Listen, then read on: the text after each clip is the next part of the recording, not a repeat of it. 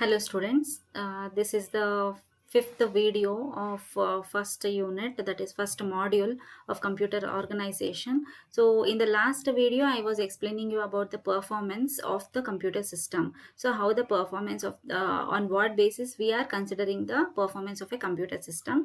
So that is we have seen what is elapsed time and the processor time. Elapsed time is total time required to execute a program, and processor time is the time when the processor will be active.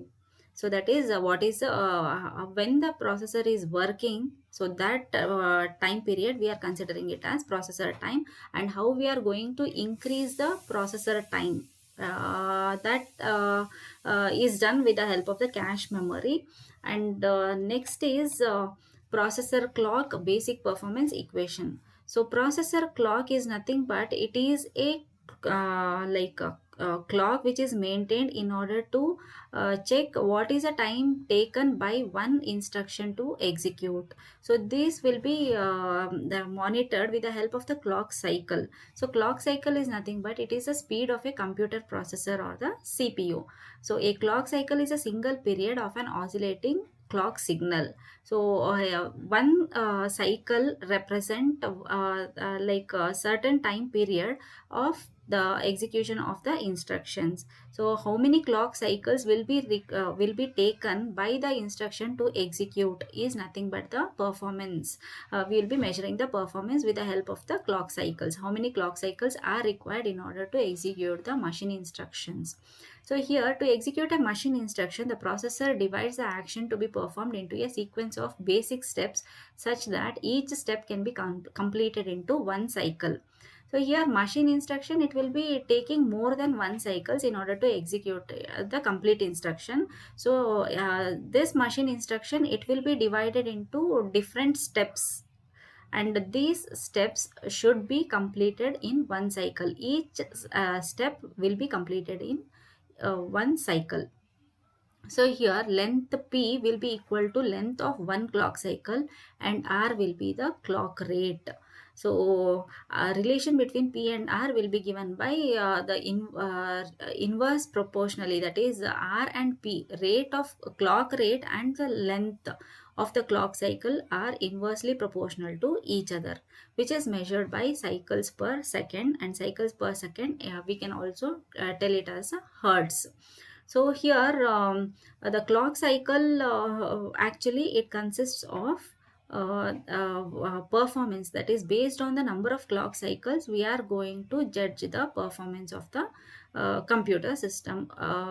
That is how much clock cycle or how much time is required in order to execute the machine instructions.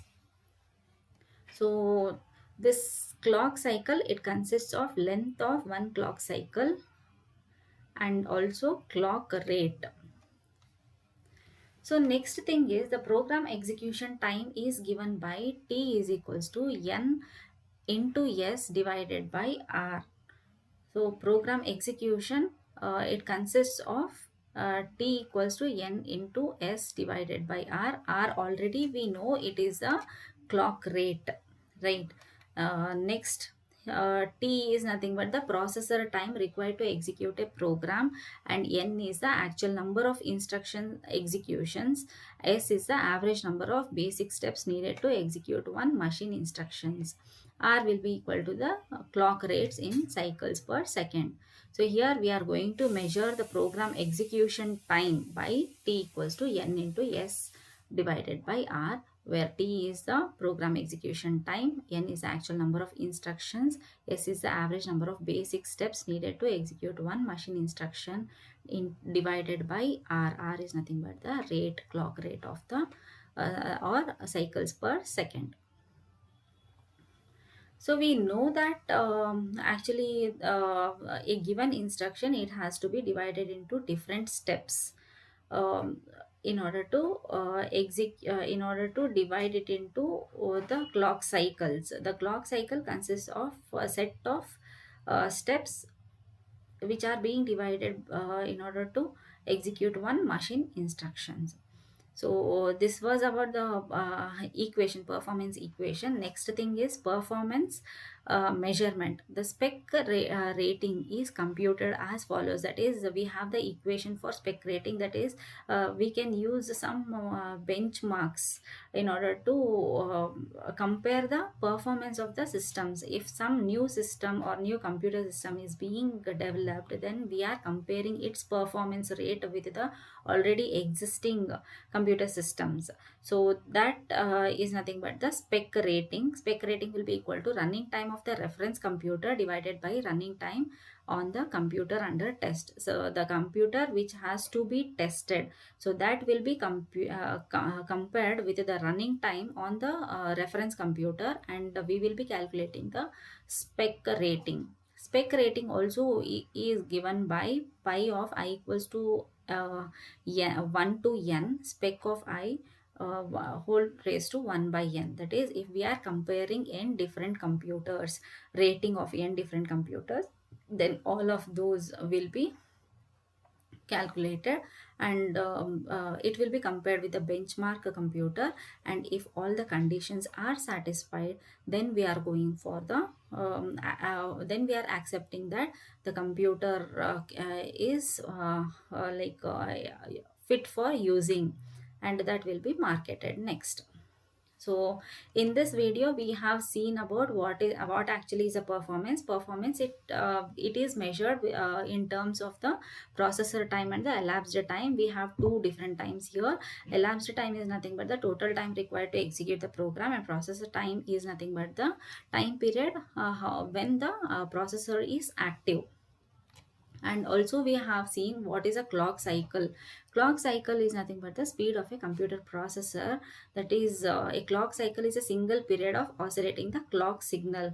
So if there is a machine instruction, that machine instruction will be divided into several steps, and each step will be executed in one clock cycle. It will be divided such that each step will be executed in one clock cycle, and by this we will come to know that the instructions has to be divided such a way that equally divided such a way that they will be executed in each and every clock cycles. So here the main thing is length of one clock cycle. P is nothing but the length of a single clock cycle. R is the clock rate. So how many clock cycles will be present? How many clock cycles will be required in order to execute one instruction? So a relation between P and R is given by R is equals to 1 by P, and it is measured in cycles per second, or it is also measured in hertz. And after knowing what actually is a clock cycle, next is program execution time. We have a equation here, T is equals to N into S by R, where T is nothing but the performance equation, basic performance equation, and N is the actual number of instruction executions. S is the average number of steps we are going to divide these instruction sets into, and also R is the clock rate. So once we have all these informations, we can calculate the program execution time T.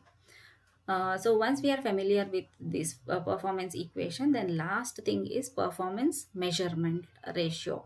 Performance measurement, how we are going to calculate is, we are going to compare the newly built computer, how much time it takes to execute a single instruction.